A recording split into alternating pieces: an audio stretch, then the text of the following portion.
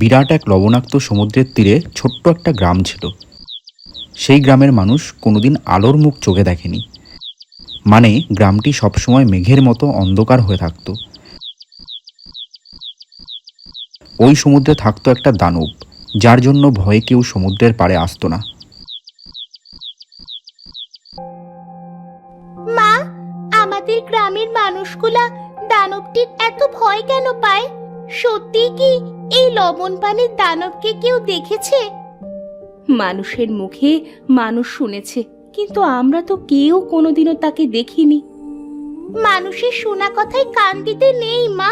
তাছাড়া আমাদের এই গ্রামটি সব সময় এমন মেঘে ঢাকা থাকে কেন মা? জানি না রে মা, আমি তো এখানে এসে থেকেই গ্রামটাকে এমনই দেখি। মনে হয় সবকিছু ওই দানবটার জন্যই হয়। তোরা দু ভাই বোন ওই সমুদ্রের ধারে কিন্তু যাবি না। এমন সময় বাড়িতে মিনার ভাই মহিন এসে তার মাকে বলল, মা, তুমি কি ওই লবণ পানির দানবকে এখনো বিশ্বাস করো? ওইসব দানব টানব বলতে কিছুই নেই। তোরা দু ভাই বোন আমার কোনো কথাই শুনিস না। যেদিন ওই দানবটার সামনে পড়বি সেদিন ঠিক বুঝতে পারবি। মা, আমি টিনাদের বাড়ি খেলতে যাচ্ছি, বাড়িতে ভালো লাগছে না। যা, কিন্তু তাড়াতাড়ি ফিরে আসিস।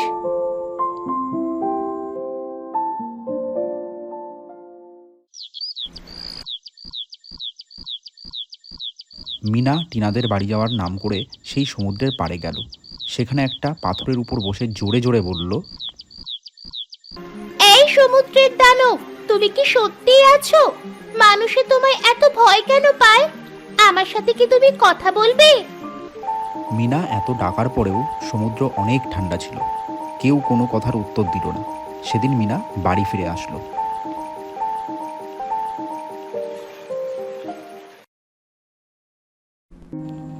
রাতে মিনা ও তার বাবা মা আর দুই ভাই বোন বসে খাচ্ছিল। তখন সমুদ্রের দিক থেকে বিকট আওয়াজে কেউ মিনাদের বাড়ি এসে থামল। মিনারা সবাই বাইরে এসে দেখল, বাবা, এত বড় এটা কি? এটাই কি সেই সমুদ্রের দানব? মাগো মা, চোখটা একদম সবুজ। ওগো ওগো, চলো আমরা ঘরে যাই। একে দেখেই তো আমার ভয় লাগছে। তোমরা ঘরে যাও, দানবটিকে আমি দেখছি। তোরা সবাই দাঁড়া, আমি চলে গেলে তবেই তোরা ঘরে যাস।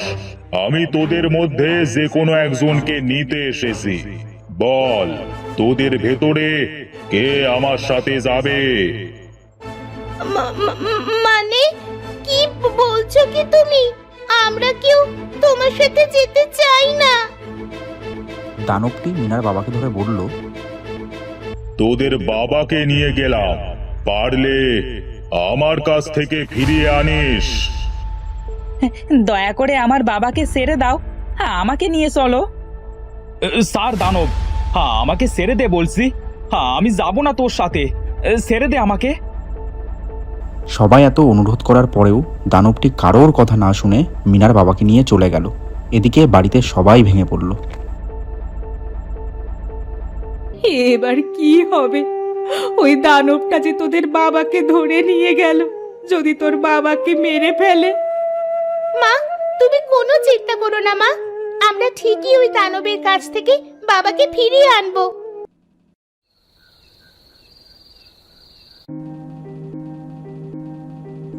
পরের দিন মিনাদের প্রতিবেশী অনেকেই তাদের বাড়ি আসলো।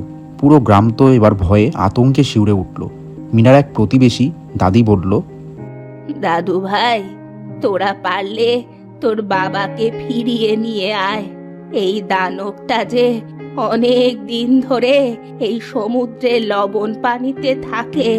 আমার বাবা দাদাদের আমলে শুনেছি, কিন্তু কোনোদিনও দেখি নাই।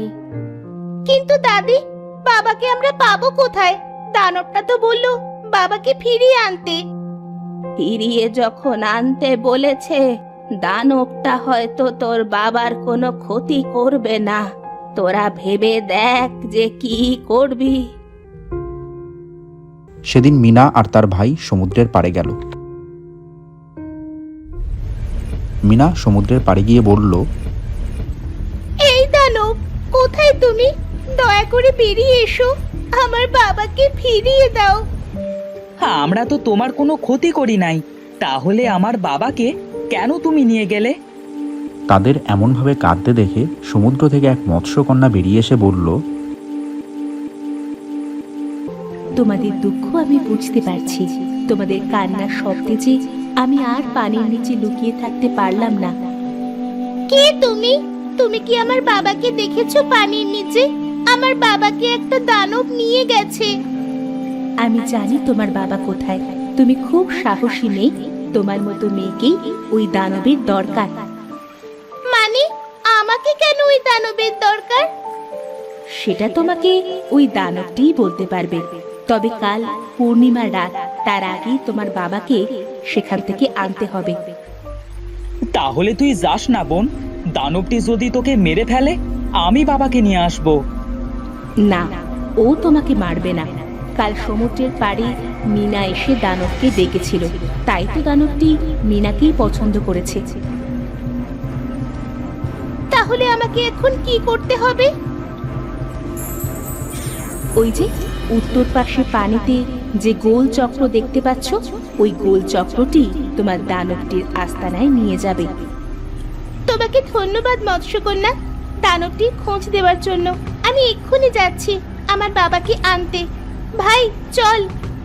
দাঁড়াও, তোমরা এই তরবারিটা রাখো, তোমাদের কাজে লাগতে পারে। মৎস্যকন্যা তাদের তরোয়ারিটা দিয়ে সমুদ্রের নিচে চলে গেল। আর তারপর দুই ভাই বোন সাঁতার কাটতে কাটতে সমুদ্রের গোল চক্রের কাছে চলে গেল। ভাই, আমাদের এই চক্রটির ভেতরে এবার যেতে হবে। তুই প্রস্তুত তো? হ্যাঁ বোন, আমি প্রস্তুত আছি।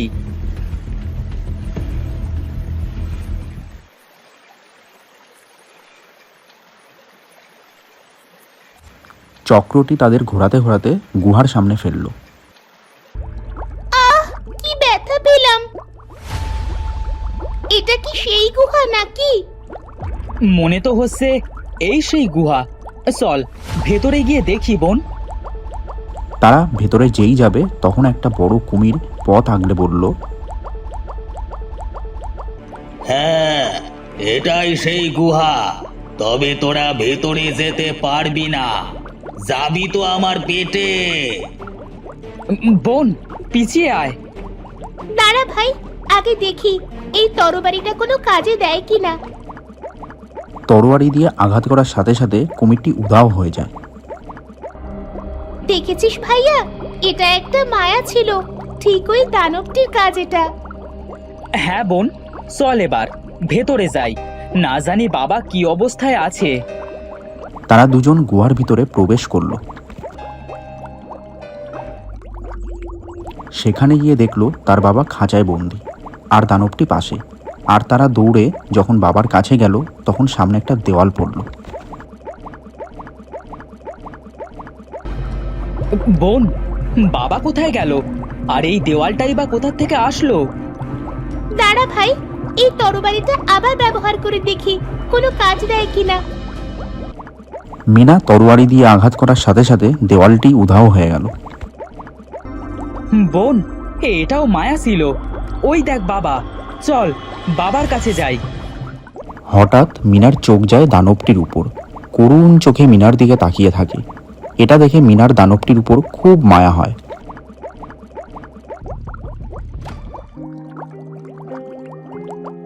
তুমি আমার দিকে এভাবে তাকিয়ে আছো কেন? আমাকে তুমি কিছু বলবে? আমি এতদিন তোমার অপেক্ষাতেই ছিলাম। সেদিন যখন আমাকে সমুদ্রের উপরে ডাকলে, আমি কোনো একটা বাধার কারণে যেতে পারিনি।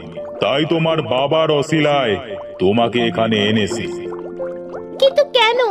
আমাকে তোমার কি দরকার? আমি শপথ করেছিলাম, যে আমাকে তোমাদের গ্রাম থেকে সাহস করে ডাকবে, আমি তাকেই এই মূল্যবান করুণার মুক্তটি দেব। মানে আমরা মুক্ত নিয়ে কি করব? তোমাদের গ্রামটি অন্ধকারে ঘেরা। ওই গ্রামের আলো এই করুণার মুক্তার ভেতরে বন্দী। কিন্তু দুঃখের বিষয়, কেউ কোনোদিনও আমাকে সাহস করে ডাকেনি। আমার কথা তো সবাই জানতো। তোমাকে সবাই ভয় পায়, তাহলে কিভাবে তোমাকে ডাকবে? কিন্তু তোমাকে দেখার খুব ইচ্ছে ছিল আমার, তাই তো আমি তোমাকে ডেকেছিলাম। তোমার মনে অনেক সাহস, তোমাকে অনেক পরীক্ষা করেও দেখেছি।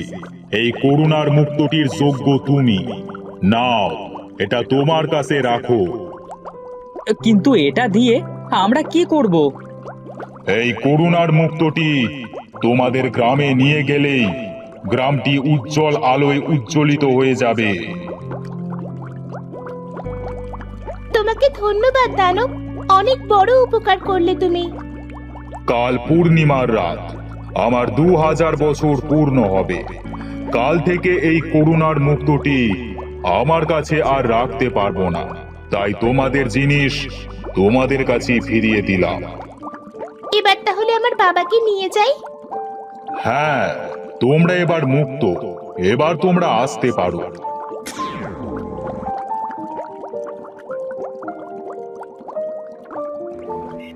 মিনা ও মহিন তার বাবাকে নিয়ে সমুদ্রের উপরে উঠে আসলো। করুণ মুক্তটি উপরে আসার সাথে সাথেই গ্রামটি সূর্যের আলোয় ঝলমলে হয়ে উঠল। মিনার মা ও তার গ্রামবাসীরা কাছে এগিয়ে এসে জিজ্ঞাসা করল, মারে, তোরা সমুদ্র থেকে উঠে আসার পরে গ্রামটা এমন আলোকিত হলো কিভাবে? মা জানো, ওই দানবটি খুব ভালো। তখন মিনা গ্রামবাসীদের কাছে দানবটির সব কথা খুলে বলল। সব শুনে গ্রামবাসীরা খুব খুশি হলো। এরপর দানবটিকে দেখে কেউ আর ভয় পেত না। এইভাবে গ্রামবাসীরা সুখে শান্তিতে বাস করতে লাগলো।